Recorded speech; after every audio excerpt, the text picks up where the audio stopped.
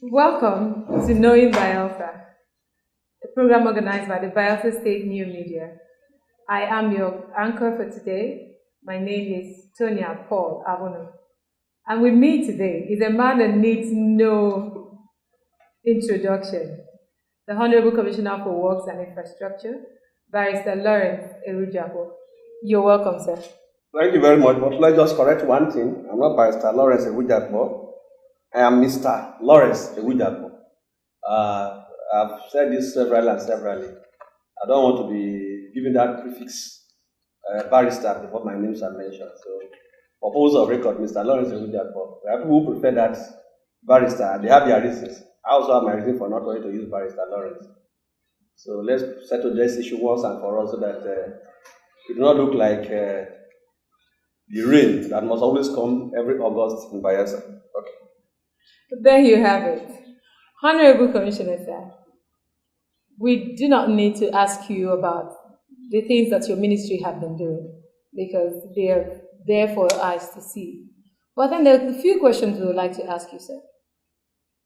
A question like the Bayelsa State first flyover bridge. Why was it sited at that very spot? Why not somewhere like the Tombia Bridge, close to Tombia Roundabout, where you have a more serious traffic jam? Why did you choose that spot? Well, the point is that until you get closer to a tree, you will not know how the tree is and the leaves. You may see them from a distance, but when you get close, you know the particular tree. It's good that you are raising this question. Now, there's only a hurried visitor that will know that there was no hold up there at that junction before this time. Before this time, we usually have a hold up there, and those who are coming to work on that route usually have some challenges. And maybe, human memory is very short, so that when good things happen, we forget about the bad things. Just like the couple who have not had a baby for a long time, and by the time they have a baby, they will forget the years of barrenness.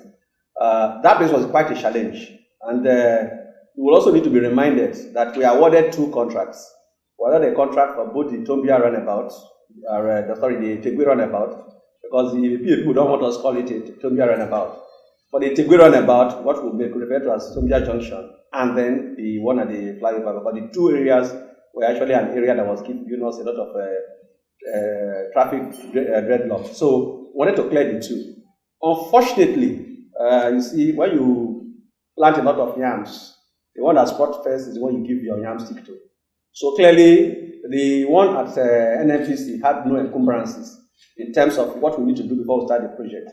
While the one at Tombia Junction had a lot of encumbrances, ranging from a lot of compensations that need to be paid, ranging from the pipeline, the oil pipeline that crisscross that area, because that area is a major traffic point for all the pipe oil lines and gas pipes that are crossing Bayelsa State. You find from there, you go to the Imiringi gas turbine, so you have a flow station there at the Imiringi on your left. Then from there again, you go to your right towards Tombia Banana, you have the gas plant. So there are a lot of pipelines crossing that area. And so it was not safe for us to just go there and start piling the bridge. But you have to pile, and you can understand that for you to determine the pile, you need to determine what is below. So we need to do some geotechnical and also determine where those piles are. So for the NNPC, there was no challenge. So we just moved to site and we took off immediately. Now for the Tombia Runabout, we need to pay compensation. So the 2 contracts was awarded simultaneously.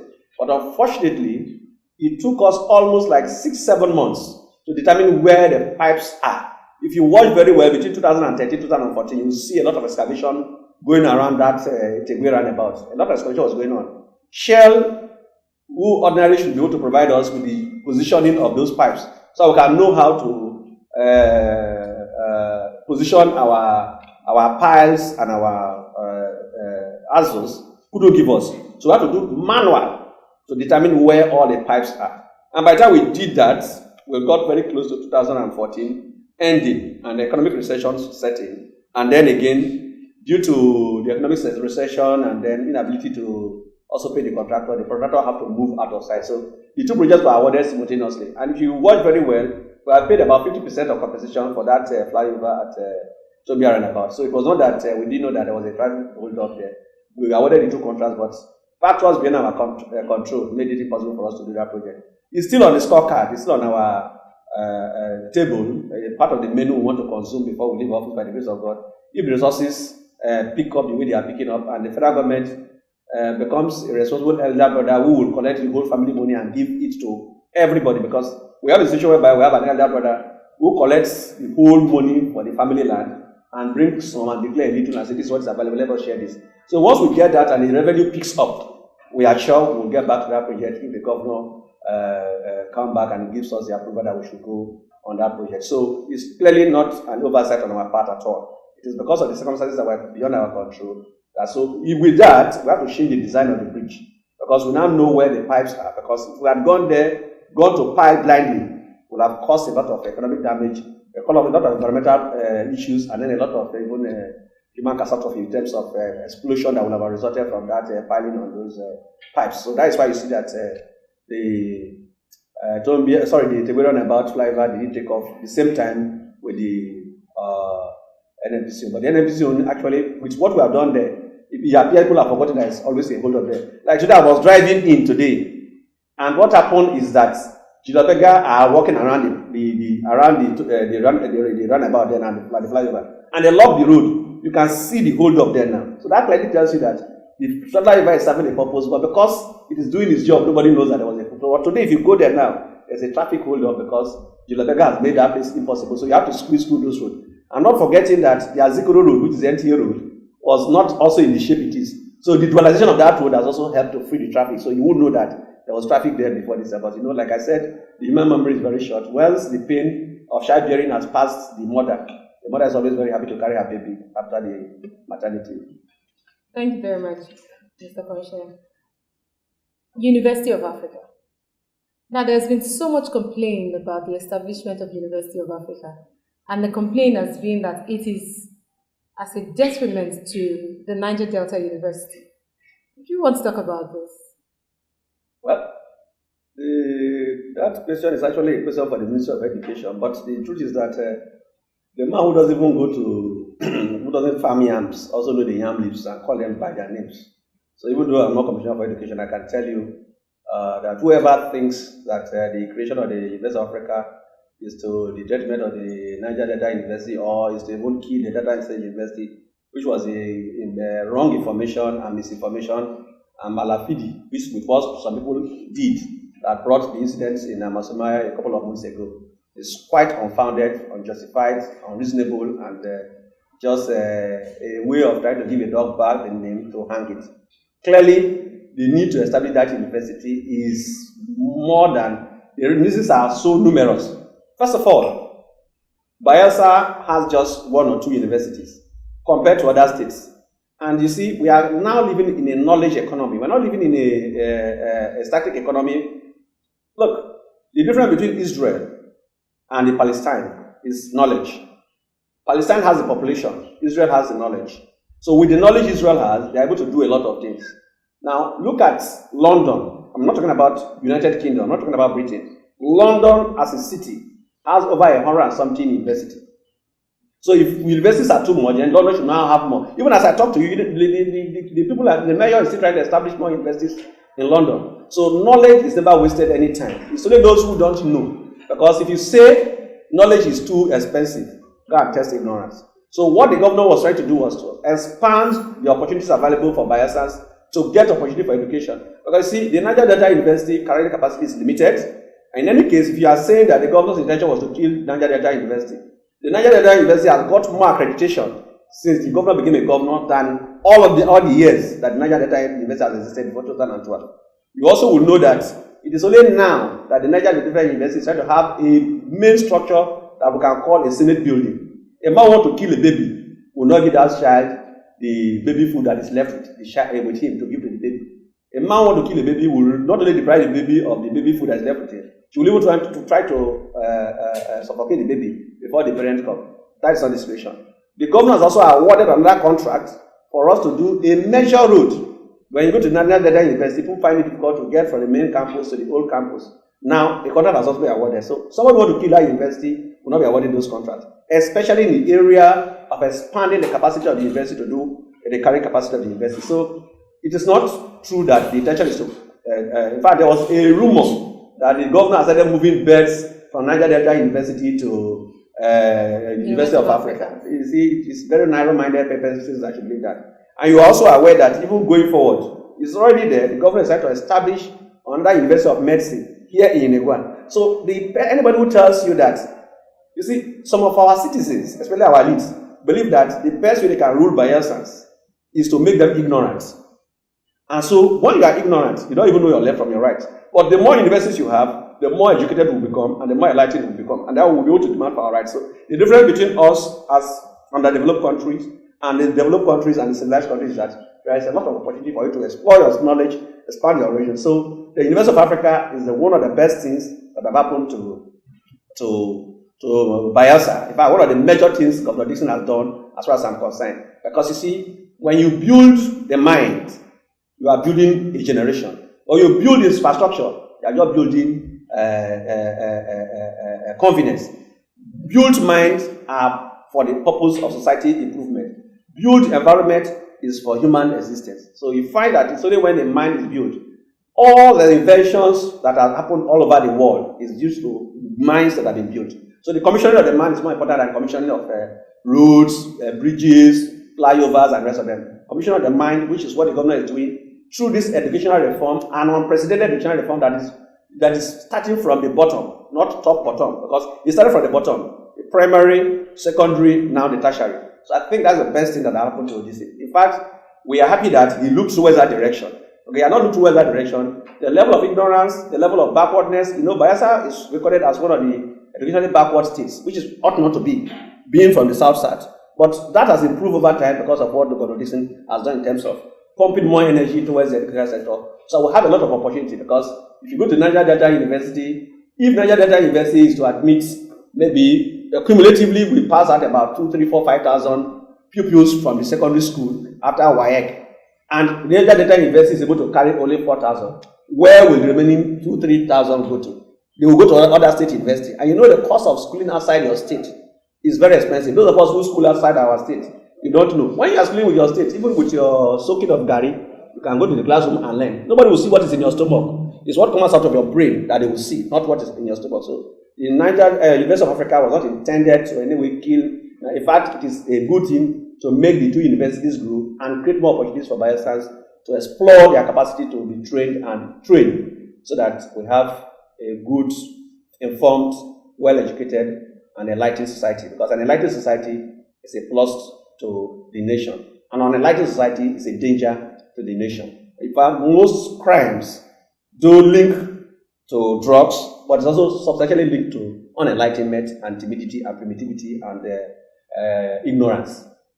And the Bible even, the Holy Bible, which is the main book, says, my people perish but for what? For lack of knowledge. So the university is to create knowledge. So we don't have university for this, our people perish for lack of knowledge. No wonder Bayelsa had been where it is. But you see, with the establishment of this university, everybody is becoming more enlightened. Honorable Commissioner, sir, it is rumored that this present administration has left out infrastructurally, has left out the Ogbia address. How true is it? Well, you said it's a rumor. So it's a rumor. There's no truth in it. In any case, we cannot be reacting to rumors. But the issue is that the man who stays outside is saying he didn't see ferry. The man who is inside the room is saying that he saw ferry. This is the man who is outside is supposed to see a ferry, because it's outside the spirit move. No spirit come inside somebody's house now. Well, for the record purpose, Ogbia has never been left out in the scheme of things in terms of infrastructural development. The AIT Bayelsa Palm Road and Outer Ring Road is on Ogbia land. That thing is crossing through Lebele, Imiringi, down to part of Okakido. That Okaki area is more of River State, but it's closer to Ruma. So that is the Outer Ring Road. And that road is right there in the heart of Ogbia land. 2, the Imiringi bridge that collapsed, that we are doing now, that bridge question us about the billion naira, is there in Ogbia. We have done internal roads in Ogbia. There's a bridge at Okume now that collapsed. In fact, that bridge has never been well fixed anytime. That bridge is being undertaken. We've also constructed the internal roads in Ogbia, like I mentioned. We are constructing a gigantic pavilion in Ogbia. The Ogbia-Nembe road that the government supported in getting through is also in Ogbia land. So, and then again, the Onuebum road, the Onuebum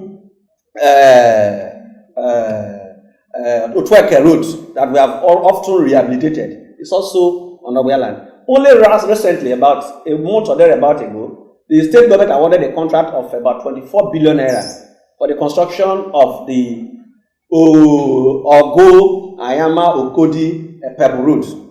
A rural identification has taken place. We have commissioned rural identification at Akepla. That is former president's maternal home. We've also commissioned, there's a light electrification going on in Opome. There's electrification that has taken place in running from Ogbia down to Nembe. The Imiringi gas turbine that was near zero, that has been resuscitated, it's also in Ogbia. So you see, and you said it's rumor. So it's not good to react to rumor, but it's also good to react to rumor so that, because if somebody begins to tell a lie repeatedly, it becomes the truth. That was why when Jacob went and told his father that he's Esau, and he touched his hand, but this is the hand of Esau, but the voice of Jacob, he said, no, it's Esau. He repeated the lie and it became the truth, and the father believed and blessed him. So it's good we contradict some of these rumors that are not founded. Otherwise, it's complete fallacy that the governor has not remembered Ogbia in what we are doing. The development in this state, you must also know that there is the modern secondary school that is being built in Ogbia, which has already opened, a boarding school. For the first time in the history of Ogbia, apart from the federal government girls' college at Imiringi, Ogbia is now having a boarding secondary school. You also know that the hospital at Ogbia, there are two hospitals there. There's one Okilo started. That one was left the way it is. The governor is building a hospital in Ogbia. So I'm just counting a few. Then there are water projects. In fact, the water project that is at Otweke, the state government is also participating in supporting its existence. So it is just, there is no way the cockroach and the fowl will go for a meeting and then the fowl will say that, well, cockroach, you have done very well, go home today. You have discharged and admitted. There's no way you cannot be discharged and admitted. So that's what we are saying. Otherwise, there's no basis for that rule. Thank you very much, Honorable Commissioner. Well, people say that Bayelsa State actually spend so much money executing every project compared to other states. Would you want to throw more light on that? Do you think we're really spending so much money, more than every other state, doing projects, and why is it so? Well, they may be correct to the extent that at the end of the day we'll add the figures together. So they are correct to that extent. But you see, while their statistical references are correct, their design and technical analysis may not be correct. But the difference between statistical figures, you add 1 plus 1, then you have 2. But when you do your technical analysis, it will not be correct. Now, let me tell you this. My colleagues from Delta states, they don't remove unsuitable material before they sand fill. What they do is that they even scrape the ground and just put, if they like sand, so they don't even put sand again. They just bring back the laterite, scarify. If they want to put sand cement, they put sand cement, and then they sand fill. In Delta states, rivers, I'm telling you those who are close to us, I don't want to go far north. Because you see, you compare apples with apple, and then you compare orange with omo. By the time you compare apples and orange, you are doing a wrong analysis. Now, here, if a Delta Ministry of Works want to build a house, they will just dig the ground, put their blinding, and put block and progress. I don't do that in Bayelsa State. If I dig my ground in the first place, I will excavate about 1 meter before I put my blinding. When I do my blinding, depending on the nature of building I'm doing. And for every building of government, we insist, because of our terrain, that you do raft foundation. So the cost of raft foundation is this. What will that include? I'll put, if it is a story building, I'll either use a Y20 or Y25, or if possible, depending on the level I want to go to, a Y30 rod. What it means that the size of the rod, a 35 or a 20 or a 25 inches rod, I'll put that on the ground. Now, if you check the cost of one rod, the man who is building the data will not put the cost of the rod. So I have a cost for rod. On that again, I have to put a cost for the runner, for the binders, meaning for the binding wire that I'm going to use. I have to get a cost for the concrete, because the concrete I'm going to use to cast that ground beam, the man in Delta will not cast that. Then I also have to cost for it. So you find that those costs which are not part of the cost that the man in Delta will bear, the man in Asaba, in Abia will bear, the man in Abuja will bear, that is the additional cost that I bear for me to build. So for every building you go down, because say in Bayelsa State, you know generally we are about 0.5 meters below the sea level.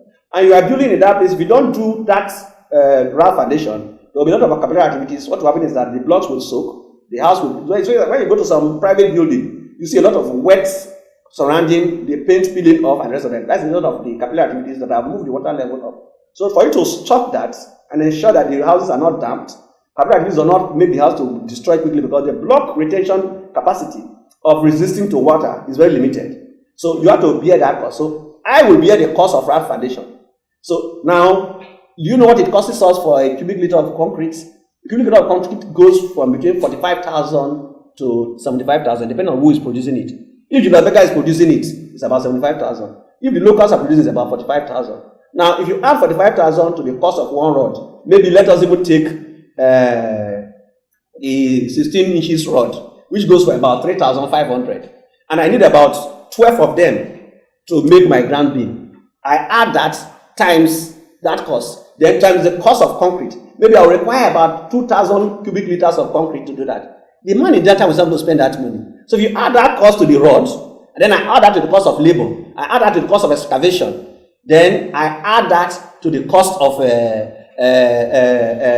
curing the concrete, you'll find that that cost I'm bearing, the Delta man is not bearing it. So that's why you have, first of all, the difference in terms of the building. So that's why I told you that their statistical analysis may be correct, but their technical and design analysis is faulty if you want to compare us. So you compare apples. So anybody who wants to build should compare us. You see, the Federal Secretariat is there at Swale. They went, they gave them the same rates, what they gave to Gombe. You know, those states came together. What they gave for Gombe is the same thing they gave for Bayelsa. By the time they came on ground, nobody told them. The federal government for the first time knew what we were passing to in Bayelsa State, and they reviewed the foundation cost. So what we call the substructure in Bayelsa is very expensive. Substructure elsewhere, you can just put about a plateau sum of 1 million. But here, if you want to build here in Bayelsa State, and you want to build a gold house, the substructure alone will call you about 10 million. So if 1 million is building a substructure in Delta, Lagos, Akwa Ibom, Kaduna, Maiduguri, and I have to spend another 9 million naira to build the substructure so that I build a befitting house, it's not we spending money unnecessarily. It is fact, real technical input being made to show that our development is sustainable. That's why I say that most of the structures this government has built and Bayelsa State has built, they are standing. Have you heard of building collapse in Bayelsa? No. Because government is doing the right thing in terms of ensuring that the technical capacity we need to impute into any structure is done. Now for our roads, you need to go to the Sagama Ikirimo road or any road we are constructing. Even within the town here, we excavate, we create ground. I will create the ground, remove the civil material to a depth of what we call resistant level. Then we'll put the sand. After putting the sand, sometimes if you so like to ensure that you reduce the capillary activities, you put polythene membrane. You put the temper membrane, then you put sand again on top. If you go to this Azigbodo road, that's what, if you excavate through that Azigbodo road, you see that is what the Ewhrudjakpo did. And you go to all our road, that is there. So you see the waterproof membrane, with sand fill again, then you do your sand cement. You put your stone base, which is the base cost, and then you now come to put your binder and put your wearing. Other places they don't do that. So you find that when you add all these elements together, because you see, bring suya, it is coming from the enormous body. So if you say you spend this cost, put this cost, it is part of the cost of the project. So Bayelsa is not spending extra to do the project. Rather, we are trying to do the project to suit our environment. Because if we don't do that, our road will not be durable. You'll find that most of the roads, we recently reconstructed the Assembly Bypass, which is the road linking Sani Abacha to the Azikoro road that we visualized. That road was always failing. Why was it always failing?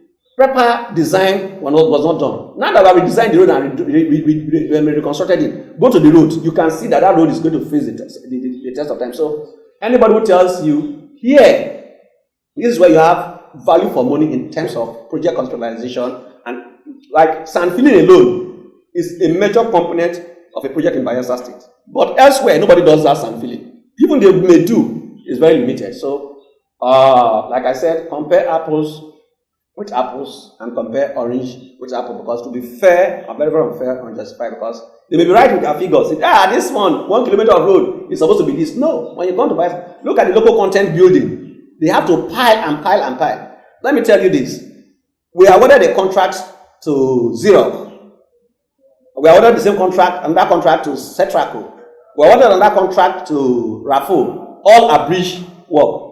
In Port Harcourt, they are piling just about 20 meters to get to resistance. Pile resistance. What we mean by pile resistance is that is the point to which the ground will not want to take the pile again. And so you cannot put your bridge on top, and then the bridge will stand. Because if you don't get to the pile resistance point, if you leave the bridge, as the weight comes over time, the bridge will be sinking down. So what you need to do is you got to get to the pile resistance point for you to start putting your bridge. You put your piles, and then you do your reinforcement, and then you put your concrete, and then build this. And then when you get to the top, you do your pile cap, and then you progress with the bridge formation and bring in your beams and the rest of them. Here in Bayelsa, they are piling 50 meters. So now you just take that, extrapolate this. You are piling a depth of 22 meters in Port Harcourt. Here you are piling 50 meters. 50, so if you are even using the same scenario, you use the same reinforcement of the same Y30 rod, you use the same concrete, volume of concrete, the same cost. What are the additional 28 extra meters that have gone here? Won't I compensate for it? So if you say a bridge is costing this amount in Rivers State, it cannot be the same here, because the pile resistant point must get to there. Except you want us to do bridges that after some time when people start driving on it, it will sink down like a poor man's pushing chair. That after sitting on it for some time, the chair just collapse. And that's not what you want us to do here. So we must get it right that our designs must suit the purpose for which we are doing, because it would be foolhardy for us to build bridges and then the bridge. After so the bridge they sink, then again your rumor people again will come, you're not doing well. Because that's what they will say. And if we go appoint a lawyer for commissioner for works, and I make the thing happen. Because then all these issues will come out. So they will now know that the governor appointed a commissioner, a lawyer who is not an engineer to become the commissioner for works. And they know that that's at that level of commissioner. It is strategic decision taking. It's not technical decision taking. So all the technical work is done, and then you look at the why and the nay. The why is that, okay, you approve. When it is nay, you say no. That is it. So it's not me that actually does the work. It's my staff.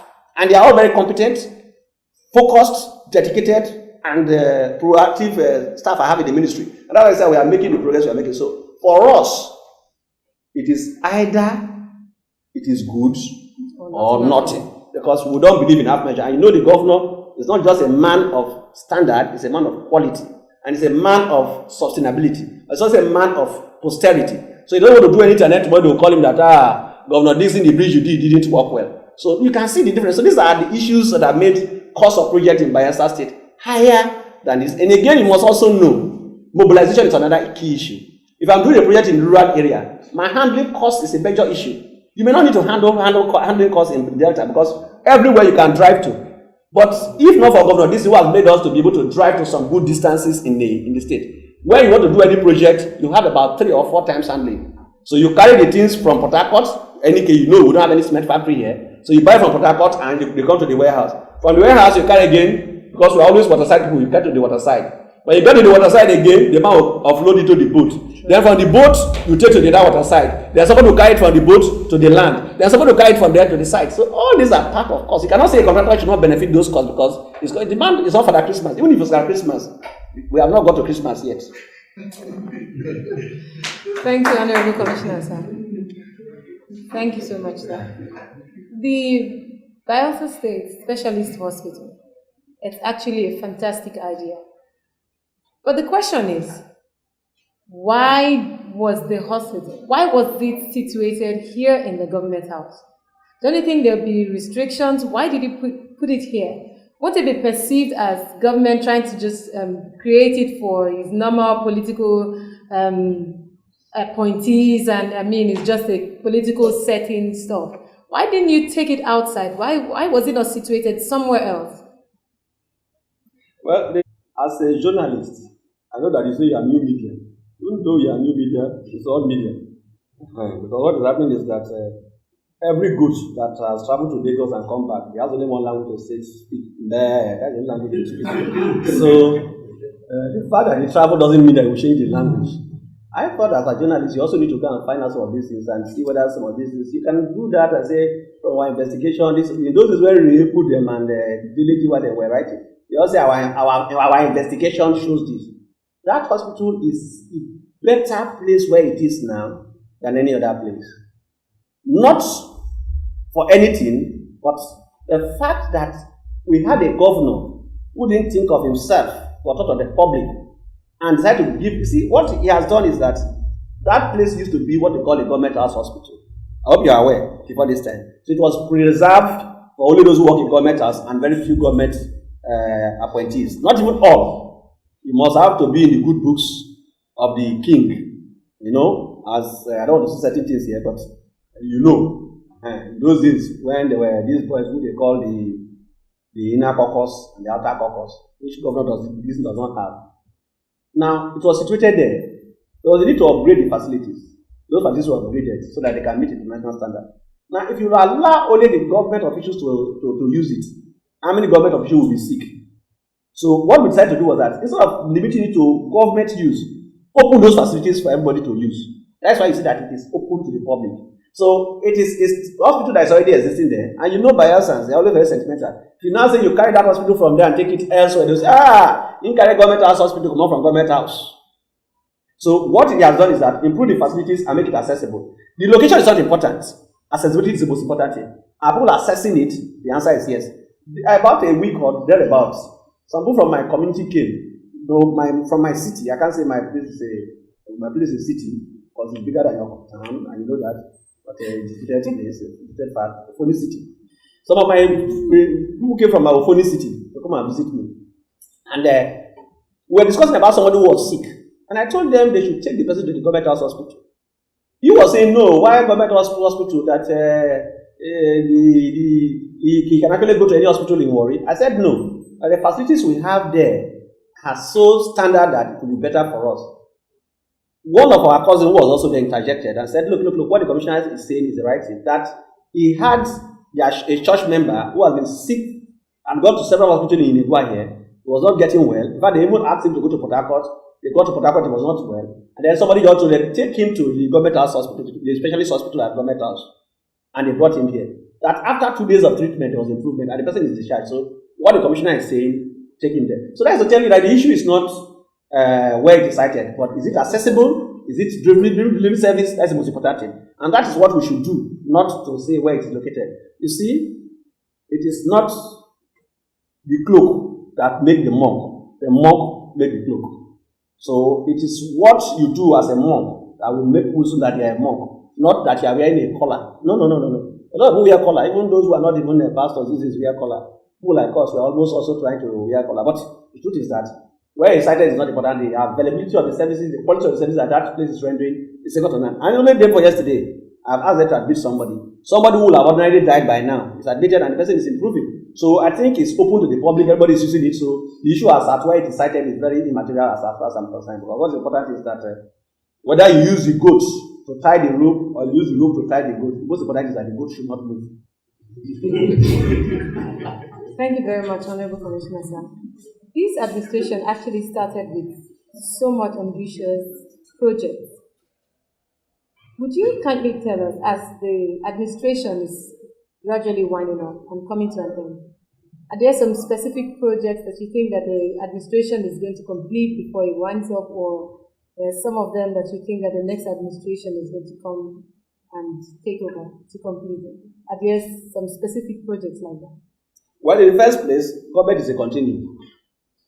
Understand? Government is like one of the prayers in the Catholic Church, world without end. That is the way the government is. Government never ends. Government will end the day Christ comes. So we are not anticipating that. It will also be foolhardy to say that a man will start all the projects and finish all of them before the end of 8 years. 8 years is a very short period. When was I sworn in? I must sometimes people remind me that you know they have been a commissioner for 7 years running now. Say, just now. You understand? Just now, like you worry man's English.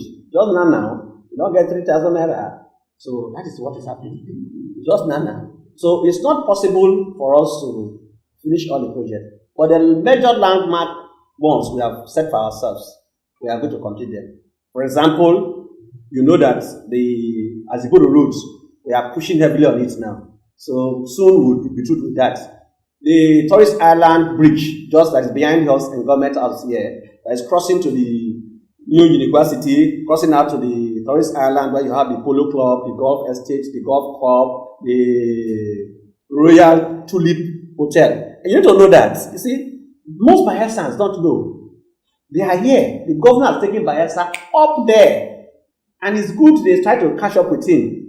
Otherwise, they will leave them behind, not like as Christ ascended and left the disciples behind, and they were still looking up until the angel came and told them that, no, you better go home. This man, you see, go up like that, will come back later, but go home now. It's not coming immediately again, and they have to leave. So we have to get that man to catch up with the governor.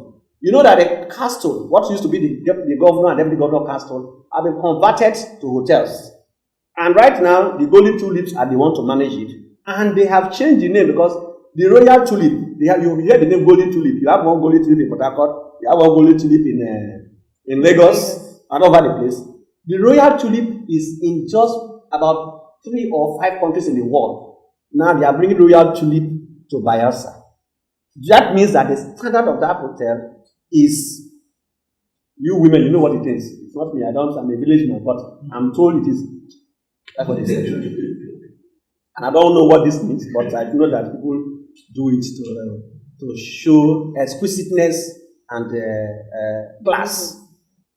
So that bridge is going on. And so once we do that bridge, the Tourist Island is open. So what I want to say is that there are projects we may not finish, not because we don't finish them, but you see, the fact that someone's stomach is big doesn't mean you have to tie into that, go and ease yourself. No, you go and ease yourself when it is time. So resources are not as much as we see them. So the limitation of resources is a key issue that we have to also address. But however, the major project we have set for ourselves is Agwamba Ikirimo Road. I hope you are aware that we have started the launch of beams on the Alibri Bridge.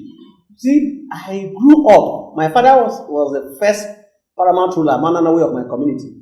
I was even when I got to Port Harcourt in 1989-90, when I went to school there in Port Harcourt, I was just wondering, where was this man? And because my father is also another very I don't want to, because the man is a man that you need to really wrap to contain. Very aggressive, restless, and very determined person who, once he has set himself out to do something, he goes to do it. Maybe those are some of the traits we have inherited from him. But the issue is that the man will leave my community then, go to Port Harcourt to meet Okilo, to say, this road, do this road. That is as early as 1980, 81, 82, 83, before the coup took place. Even after the coup, he was still coming to meet Oyakilome, Adeleye, Ugbo, and the rest of them, come and do this road. Until they created Bayelsa State. And by then they created Bayelsa State, the man is also getting weak now. The energy is also dropping. But that road was in the pipeline. That road, Governor Dickson has broken the pipeline and brought it out like our boys who break the pipeline and bring the crude oil and refine it. So Governor Dickson has broken the pipeline. This road is on the pipeline. We have broken the pipeline and we are now refining it. So right now we are able to drive to. So by December, by the grace of God, we'll drive to Ikirimo successfully. So that's the project we believe we can push over. The University of Africa, we're almost through with it. The Senate building at Niger Delta University, we're working on it. The Ewhrudjakpo Road, as you are aware, we are almost approaching Agobri now. And our target is that we'll try and struggle to cross that bridge at Agobri. Then we'll also stand fill up to Angiama and wait for the multi-billion-naira bridge. So that is the issue. People who construct road in Delta won't see up to 1 or 2 bridges on the whole stretch of about 10-20 kilometers. But my own, after every 5 kilometers, I must see a bridge. You know this Ewhrudjakpo Road, I have about 3 major bridges, a minimum of 150 meters. Those are major rivers. In some part of the north, you will not even see any river to cross. They are constructing. So you must know that bridge I'm going to construct, there's a cost added to that cost of the road. So if you are saying that a man constructs 3 kilometers of road in Delta with this cost, my bridge will come. The bridge is part of the road. The point is that The fact that the goat has decided not to show his wet body doesn't mean that it doesn't sweat. The goat sweats. It shows that the hair covers the body.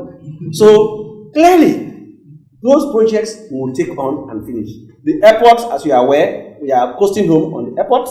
The Puruma Road, we are going to work on it. Our target is able to start the brass, Nembe brass.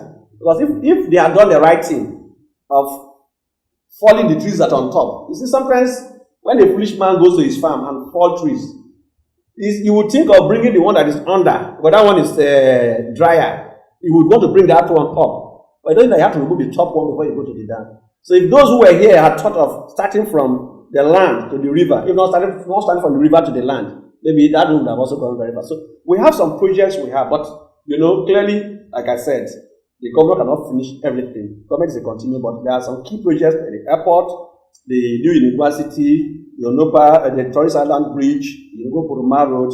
We go a very long extent, but that bridge of about 700 meters, because the Puruma and Gyama Bridge is about 700 meters on river. That tells you see, 700 meters on river. Measure it on the land. That is like from here to the government house gate. Beyond that even.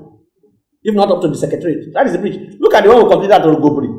If you go there, you see the one completed at Ogobri. That is about 600 or 650 meters. That is a bridge. It's not roads. So if you are to do that, because what you are going to do is that for every azon, you need to do about 40 to 50 piles. For each of these piles you do, because see, what you see is that you just see three things that look like pillar holding the bridge. That's not what is holding the bridge.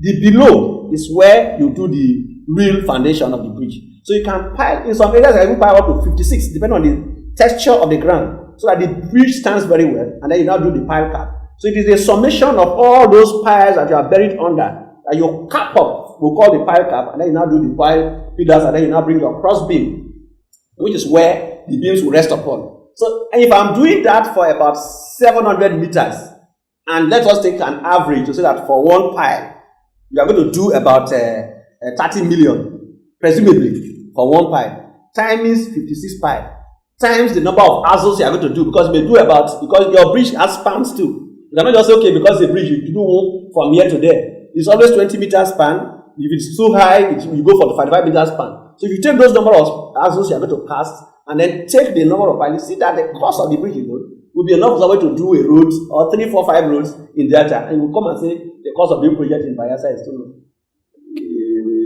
Where they burn you into is what you use. So if you are born into a place where water is a thing, you live and conquer it. So we are living with it, and that's why I say that the governor has said, don't say difficult terrain. The only limiting factor is that we don't have enough fund, and if we have enough fund, and for us, we have put enough fund on ground for people to see. Like here, that you are doing the interview now. Before this time, we had it a place like this where we have press briefing room in government house. Now people are enjoying because here, you treat those also from the Ministry of Works as the bulldozer. You do the job, after you say, no, don't enter. Because that's what they do to the bulldozer. The bulldozer will clear the road, fall all the trees, remove everything, help do the road. When they finish doing the road, bulldozer don't climb on the road. Enter low bed before you move. Now, people are enjoying the environment, you cannot even access it. Thank God that people brought me to interview here today. So I have a opportunity of entering government. Thank you, Honorable Commissioner, sir. Well, I'm going to ask you a question. I know that it is not directly in your office, but then it's a question that a lot of Bayelsans have been asked. But the streets of Bayelsa are dark. At night, each time you come out, Bayelsa is very dark. What is the government doing about it? Well, the issue is that I can tell you that it's like the equation of the scorpion, whether the scorpion will bite without swinging his tail. The scorpion, whenever the scorpion bites to swing his tail. Clearly, whether you are saying it is directed to me or not, I know that I'm indirectly involved. How am I directly involved? The roads on which the street lights are supposed to be are constructed by me. So to that extent, the question is also directed at me. So I will not shy away from it. The issue is that, and that is why you have to learn. A foolish man learns from his own mistake and may not even learn. But a wise man learns from other people's mistake. So what we have done over this period is that we have discovered that the cost of running the generator-powered street lights is very expensive. Now, and we don't have regular power supply. Or about, let me say about 70 to 80%, or if not 90% of the street lights in Bayelsa State are generator-powered. So if there's no power from the generator, then they won't light up. So you have a situation where the generator has broken down, no diesel. I know we don't have major marketers here in Bayelsa. So that's why I say that most of the time the trees are dark. So what we have decided to do as a way of trying to cure that lacuna is that the recent roads we are constructing, we are putting solar energy, solar light. That's why I say if you drive on Azikoro Road at night, you see the street lights are there. If you go to road safety roads, Smith Road, Hospital Road, and Waterboard Road, the street lights. So we have started introducing solar light. Even if you go to the Bayelsa Palm AIT Road at night, though I'm being told that some people have started stealing them. These boys who deceive our boys, Bayelsa boys to go and steal. The people are the thief at the back. Our boys are the thief in the front because they are brave and they can carry everything and threaten you and collect. But the real thief is behind. And you're like, you go now. When an elder and a child go to steal, you say you go and pick it.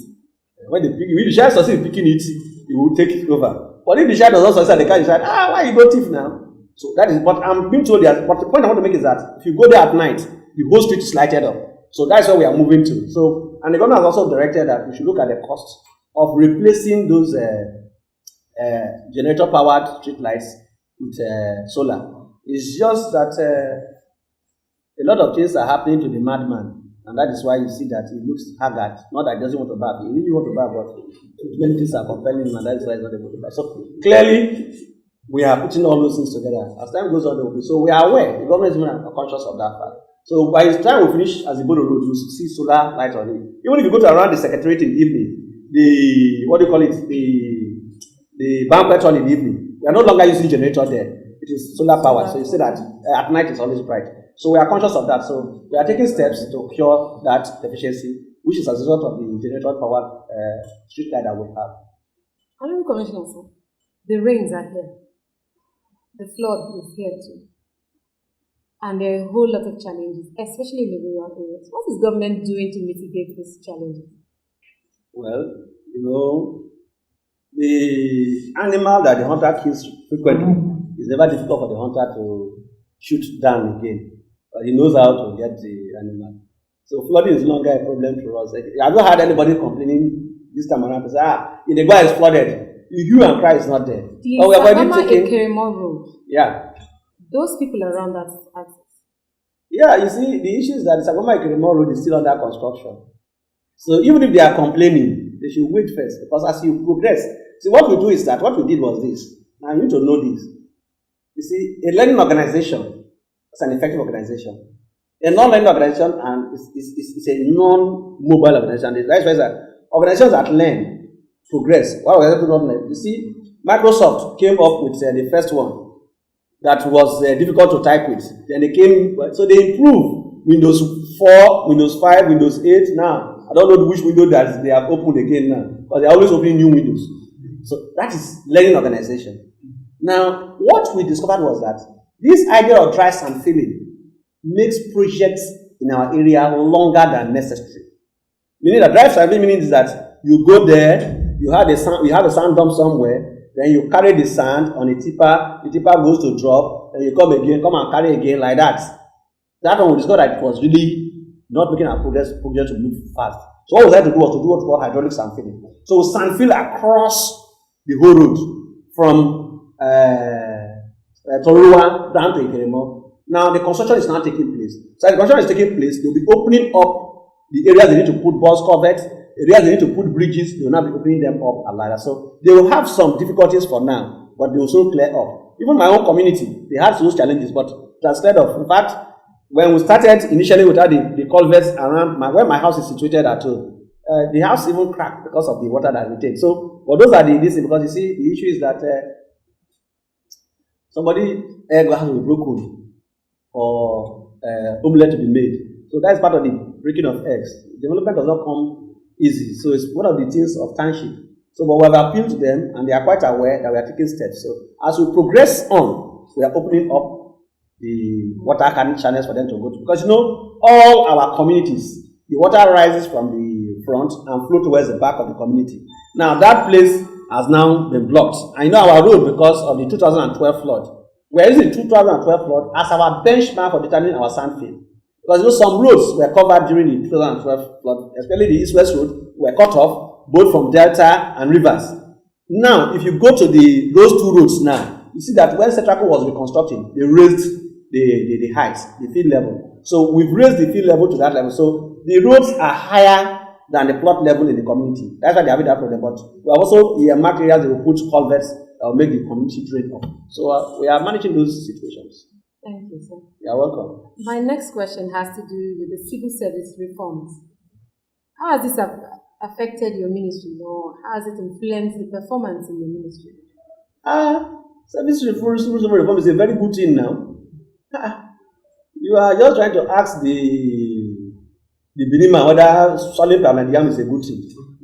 Benin man does not swallow pounded yam, what will he eat? A Benin man does not think he has eaten except he has eaten pounded yam. The same thing applies to Benin people. The reform is a very good thing because it has made us identify those who ought not to be in service that are in service. Two, it is making the service more. In fact, more people are coming to work now. So it has enhanced performance in my ministry than before. Not that we are not performing, but all those who were hiding that do not come to work, all now come to work. So a job that was supposed to be done by 5 men, which was being done by 1 person, now all the 5 people are available. So the job is distributed. So there's nobody that's overstretched. So if you ask me, it's a good thing. In any case, it's also an opportunity. Now, advertisement has been done, isn't it? About 1,000 persons to be brought out of the labor market. So that is reform. So let me tell you, the issue is that if you are afraid of the spirits and you urinate in the room, you remain with the odor of the room, the urine. And when visitors come to visit you, they say, this house is smelling. The best thing is to clean your house and go out and urinate. So that if any spirit is there, you fight the spirit. It's better to die a hero fighting the spirits than to people to come to your house and say your house is smelling. So what the governor is doing is that clean up the civil service, get more people into the civil service, especially the younger ones. But we have a situation whereby somebody who is already 70 years is still in service. He goes to change his age, then what he goes and do again, he dyes his hair. Every month he's dyeing in the hair, so there's no white hair. Myself, who is just just 50 now, my hairs are whiter than those who I know are my father's classmates in secondary school, and they are still in the service. We have those. Let me tell you this. It may stun you and it stun the world. That somebody said he's 25 years old by age. He has worked for 15 years in Bayelsa civil service. The man said he's 25 years old because his affidavit of age declaration shows he's 25 years old. His record of service shows he has worked for 15 years. Is that the civil service you want to go to leave behind? I mean, you see, look at, there is no way wrong is wrong, right is right. They may decide to say what they are doing now. You see, the point is that you don't know how beautiful and useful your wife is on the day she travels and she leaves the children behind for you to take care of. There is that day you will know that your wife has been doing a lot of things for you. So what the government is doing now, most of us will not see it. In any case, even when Christ came, many people didn't value it. What he has done is to straighten all those things. Then that man will be there. Maybe his son will now come and take over from him. His son will be about 15 years. And then by the time you look at his record of service, the man has worked for 30 years. So, very unfortunate. So, the civil service reform is a step in the right direction. And you know me now. I know that's what they say in the States. That there's nothing the governor does that I would say is wrong. That it's like the wound and the fly. The fly cannot say, this wound, you are guilty. No, because the fly will always touch on the wound. So that's what people say. But the truth is that two of us have a lot of things in common in terms of objectivity and maintaining discipline. Because you have to be objective and you have to be disciplined. Because you don't need to pretend. If you say anything goes, then anything happens. There should be anything goes. There are standards. It's either it is right or it is wrong. And if you are for the right, you stand for the right. So the reform, you can even see it yourself. You can see it. You can see it permeating in the state. The wage bill has come down, so we have more money. When we came into the state, the governor resumed. Wage bill was about 6 billion naira. We have reduced that to almost 4 billion naira. So 2 billion naira extra is we are having to do a lot of job. You know what 2 billion naira can do, especially for my ministry that is looking for money left, right, and center. The other I even told someone that if it were possible for government to do this in the same money medicine, I would have encouraged people to go and do money medicine so we can get money to do our project. But government can't do that. So truly we are looking for money. So any money elsewhere that is being either fraudulently collected or misappropriated, we must get it back to use for capital project because we need a lot. Because a man who needs food to eat will not see him go and do sacrifice to a deity. He has to eat before he do sacrifice to the deity. Let's talk about the airport, Mr. Commissioner. When is the airport going to be commissioned? I mean, we've heard a lot about it. Is it really going to be commissioned this month or next month? And who are these industries that are going to patronize it? Because as we know, Bayelsa does not have industries yet. So who are those people that are going to patronize this airport? How viable is it? Thank you very much. Well, the airport, I won't be able to tell you the date it will be commissioned, because that is subject to the convenience of the president and the governor. For them will decide the date that will be commissioned, depending on who the governor wants to come and commission it. In any case, in fact, let me use the opportunity. I've just lost about that. Send my heartfelt condolences to Bayelsans and the governor who lost his mother just a week ago now. It's so unfortunate. We wanted that to be around, but that is the way God wants it. There's nothing we can do. So we are yet to rest in perfect peace. Having said that, like I said, the governor, when he comes back, is going to look at it. But in terms of getting the airport set, we are almost set. In fact, I'm just coming from a meeting with NIMET, the Nigerian Meteorological Agency. I'm just coming from a meeting with them now. They are in the town now to help us determine where we are going to put the enclosures and other things at the airport. NCA was here on Monday. FAN were here last Friday. In fact, the regulators are almost here every day. NAMA is here. They are trying to do the airspace mapping, and they are also trying to develop other SOPs that will enable us to operate the airport fully. So we are going to be ready with all we need to ready. But the date of commissioning, that one is subject to the governor. He will decide that.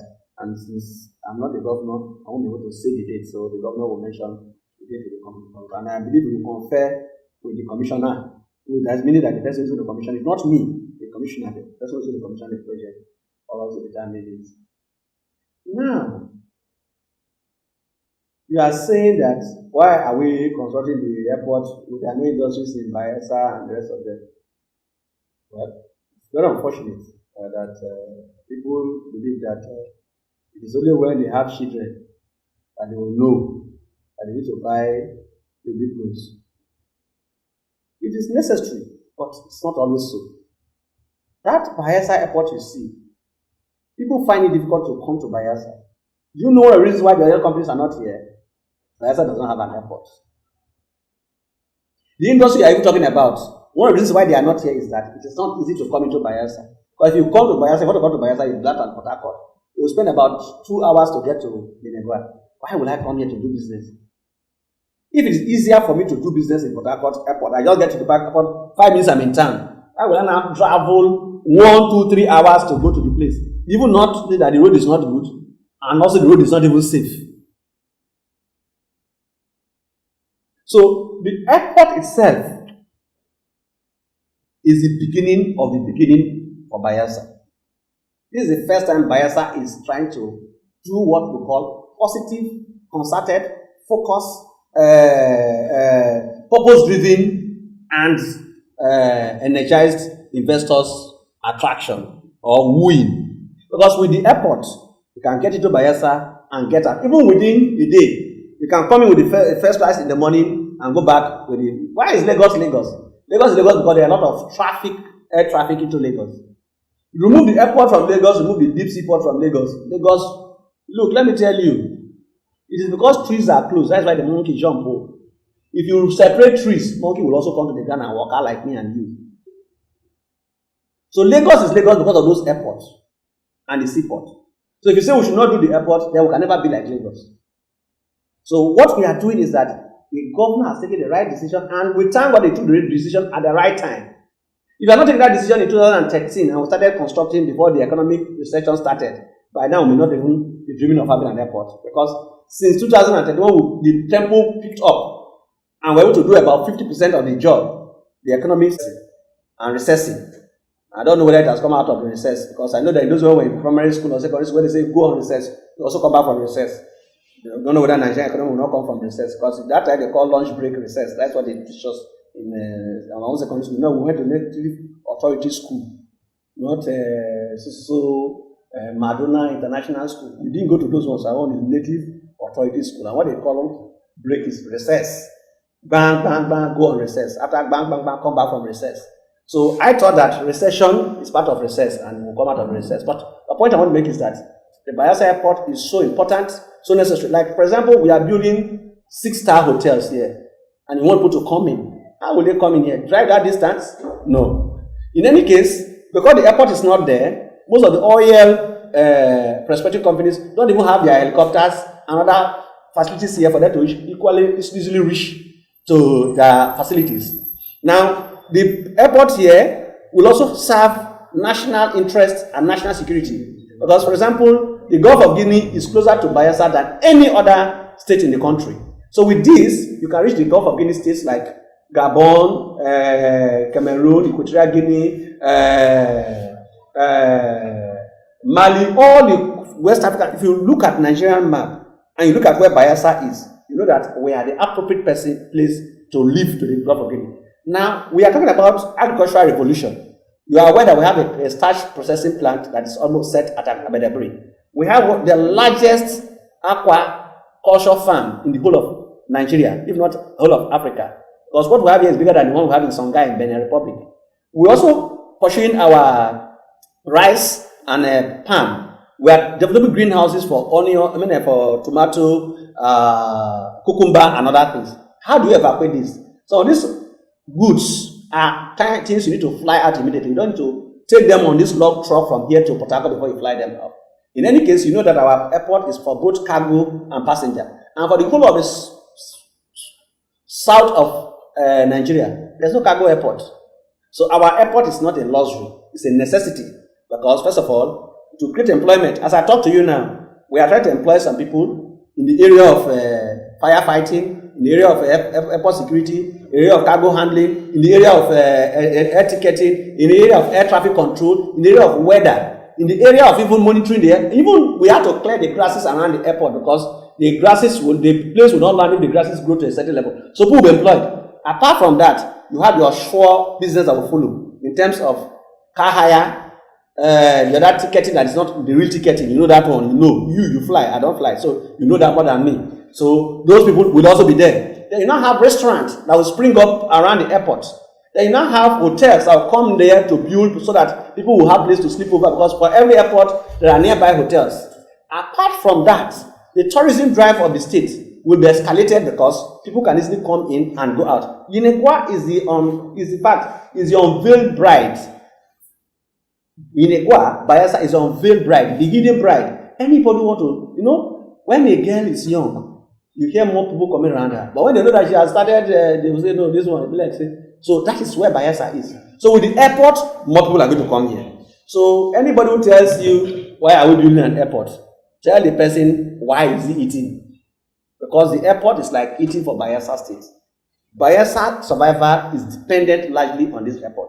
We have done a lot of things to woo investors to this state, but their challenge is how do we come in and go out? So with the airport coming in and going out, it's like for example, if you are going to Lagos, in Lagos and want to go to Abuja, you can go in the morning and come back. In fact, there are some rich, very buoyant people who go to work in Lagos and come back every day. They do it. Just the flight tickets. They do it. And I know them. I don't want to mention their name before EFCC say, how did they get their money? So the truth is that that's how they work. So with the airport here, you can go to Abuja the same day, come back the same day. Those who want to come and look at things to do here in Bayelsa can easily come in and go out. In any case, the fact that your elder brother has a vehicle does not stop you from buying your vehicle. Because if you use another person to plan for coat to plan for Christmas, you're not very sure you're going to do Christmas. Because he may decide to wear the coat that day himself. So get your own coat to plan for Christmas. Thank you very much. It's been an amazing time talking with you. Thank you so much for coming on the show. Well, we've come to the end of this show today. This has been Honorable Commissioner for Works and Infrastructure, Mr. Lawrence Ewhrudjakpo, like he prefers to be called. Thank you. See you same time tomorrow, 9 a.m. Another commissioner will be here to educate you more on knowing Bayelsa. Thank you.